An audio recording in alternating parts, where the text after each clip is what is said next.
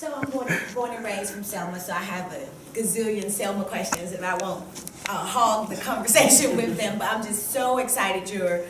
I didn't realize you were rewriting the script, so my eyes just popped. Like, oh my God, thank you, because of course a lot of us that were raised in the movement and raised with families and that eyes pop when there was a Martin Luther King movie about Selma without people, because people don't tell the Selma story. They just tell, you know, a couple of weeks of this or a couple of weeks of that. So how is that project going, and what can you know, tell us about your input in that and your vision for that? Sure.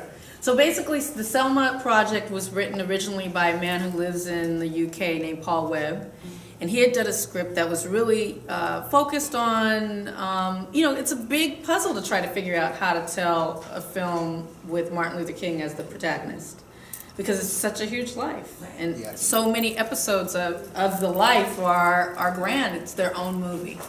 So you could be like Mandela and do a Cradle to the Grave, or Ray and do the Cradle to the Grave, but with King, it's just too much.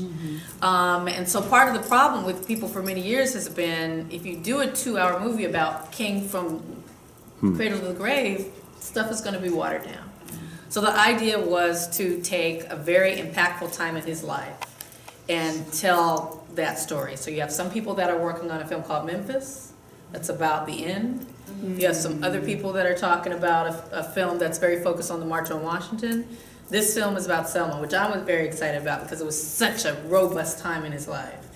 Right after he won the Nobel Prize, literally a couple of weeks after, he walked into Selma. And so the way that the script was written before was just kind of like he appeared and started doing things in Selma.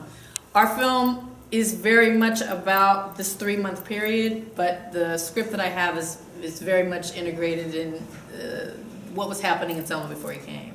That it was a years-long struggle, decades-long struggle in this town.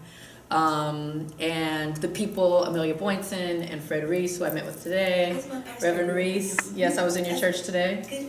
Yes, I was at Ebenezer. My childhood church, of course. Your childhood church, yeah. Right. So I was at Ebenezer today, and just really making sure that people understand that this was a strong community that wasn't just activated when the SCLC came to town. But it is very much about King. It is very much about his relationship with LBJ, but my writing of it has, you know, expanded it to include all the other heroes, because there were many people involved besides King. So that's what it is. Are you going to film it here and there?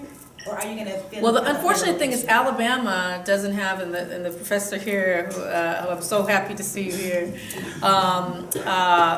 probably knows all about the tax credit. So we're an independent film, and Alabama does not have a real tax credit, but Atlanta does. So the majority of the film will be shown filmed in Atlanta, but we are going to come to Selma for 1 week to do the bridge stuff. Okay.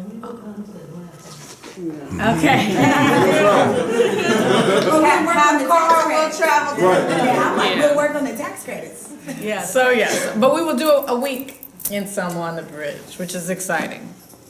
To kind of you know, just restage that. It's done as a march, a commemorative march every year, right? Yeah. And the 50th is on 2015. Yeah. So we have 1 year for that. So anyway, that's the plan. I hope you all will come out.